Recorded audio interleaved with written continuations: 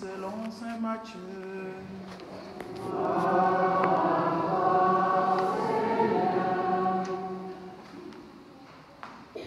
En ce temps-là, Jésus disait à ses disciples, « Vous êtes le sel de la terre. Mais si le sel devient fade, comment lui rendre de la saveur? Il ne vaut plus rien. On le jette dehors et il est piétiné par les gens. Vous êtes la lumière du monde. Une ville située sur une montagne ne peut être cachée. Et l'on n'allume pas une lampe pour la mettre sous le boisseau. On la met sur le lampadaire et elle brille pour tous ceux qui sont dans la maison. De même, que votre lumière brille devant les hommes. Alors, voyant ce que vous faites de bien, ils rendront gloire à votre Père qui est aux cieux. Acclamons la parole de Dieu.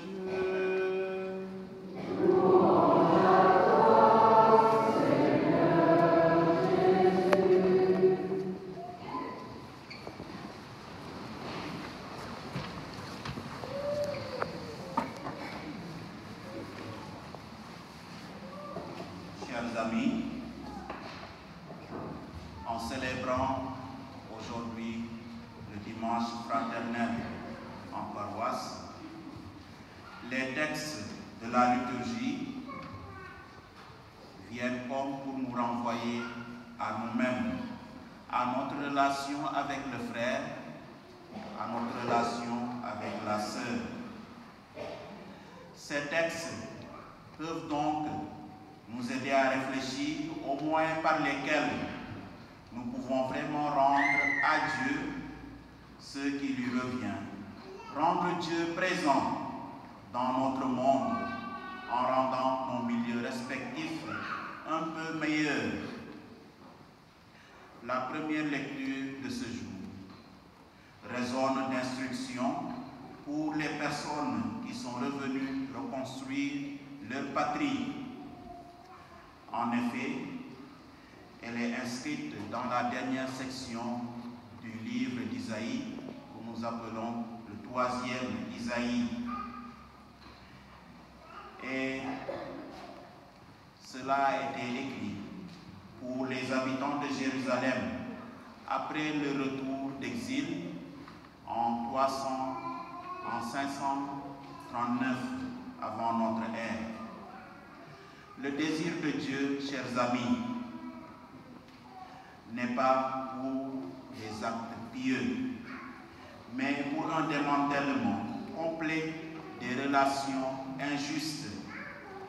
Ce que Dieu recherche, c'est la justice et la générosité. Il est tentant de croire que l'accomplissement d'actes saints, comme le jeûne, la prière, rend une personne sainte. Isaïe malmène ces hypothèses religieuses confortables. La seule chose qui compte est notre fidélité à Dieu dans le mode de vie qu'il a prévu.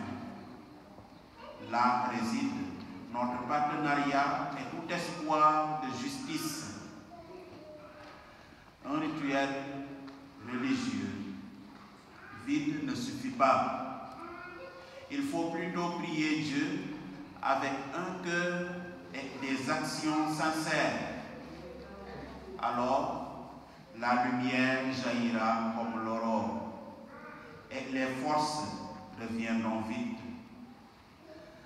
Le peuple de Dieu, l'humanité tout entière, verra ses prières exaucées. Il aura une vie pleine de lumière, une vie pleine de guérison, une vie pleine de justice, une vie simplement pleine de la gloire de Dieu.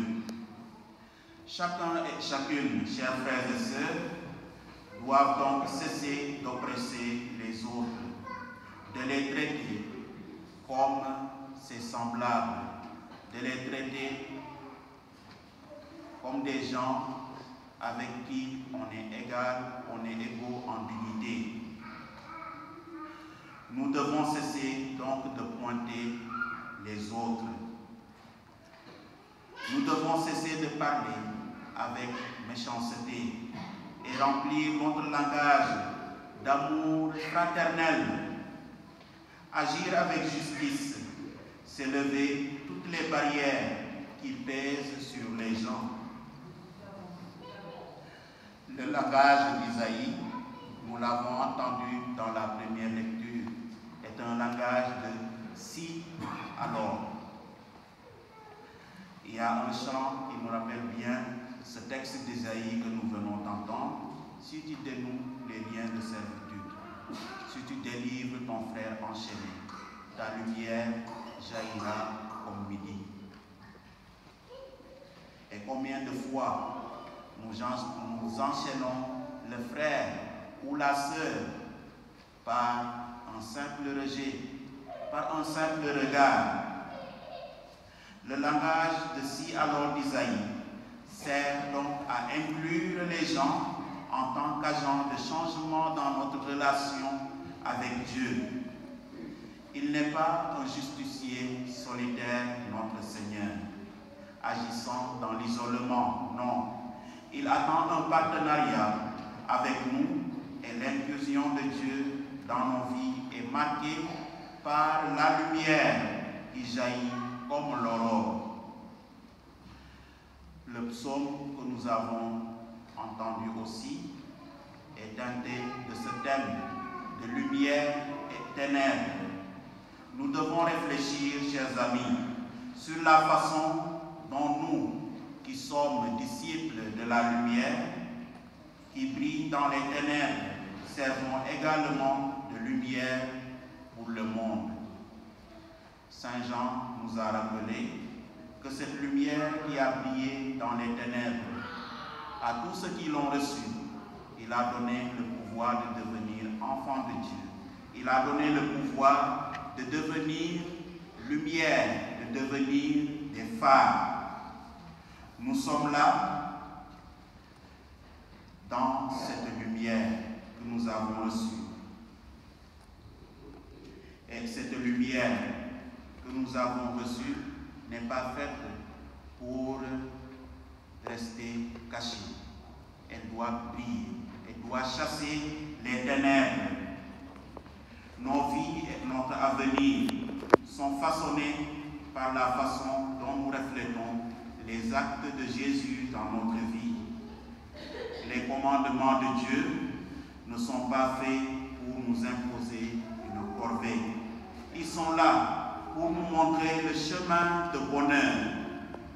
Le psaume n'est pas seulement un vœu pieux, c'est un aperçu public de la générosité de Jésus et donc de son bonheur qu'il desserve sur tous ceux et celles qui le demandent. En tant que premier enseignement majeur, après les béatitudes que nous avons déjà entendues, l'enseignement de Jésus aujourd'hui sur le sel et la lumière sert d'orientation pour l'ensemble du sermon sur la montagne. Jésus parle de sel et de lumière, mais ce n'est pas pour nous faire une réflexion sur les ingrédients de la cuisine. Il s'en sert plutôt pour nous introduire à la forme de l'appel de Dieu dans nos vies. En quoi la justice est-elle exactement comme le sel? Et qui ou quoi exactement est ce sel qui a perdu sa salinité? Jésus souligne l'utilité de la lumière, en particulier la façon dont la lumière se répand sur son environnement.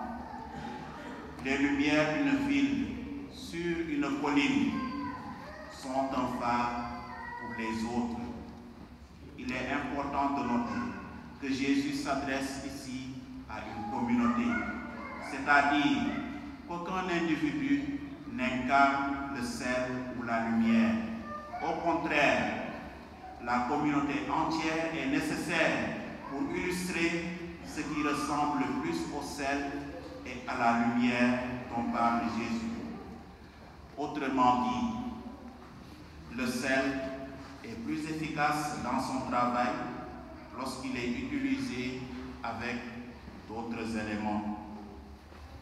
En matière culinaire, le sel travaille en tandem avec les autres aliments. Et en tant que métaphore, la lumière aussi fonctionne un peu de la même manière que le sel. C'est-à-dire, qu'en l'absence de quoi que ce soit d'autre, la lumière a peu de fonction. Au contraire, pour que la lumière soit la plus efficace, elle doit émerger dans un environnement mal éclairé pour éclairer ce qui existe déjà afin qu'elle puisse être perçue par d'autres. Le seul impératif dans ce texte se trouve au verset 16. Même ici, cependant, le commandement qui est donné n'est pas réellement un commandement pour l'auditoire humain de Jésus. Que votre lumière brille est plutôt une commande à la lumière elle-même.